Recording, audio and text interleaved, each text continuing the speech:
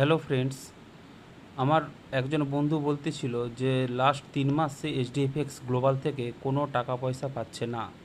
কেন পাচ্ছে না তার একটা কারণ আমি এখানে দেখিয়ে দিচ্ছি। দেখুন, উপরে লেখা আছে মাস্টার পারফরমেন্স, নিচে কি লেখা আছে এইচডিএফএক্স গ্লোবাল, অর্থাৎ এইচডিএফএক্স গ্লোবালের মাস্টার ট্রেডার। তো এখানে ইকুইটিতে কত দেখাচ্ছে যে 30.5 মানে $5.8। আচ্ছা, পারফরমেন্সে দেখুন, পারফরমেন্স কি না, গেইন -97.6%, অর্থাৎ লস 97% লস।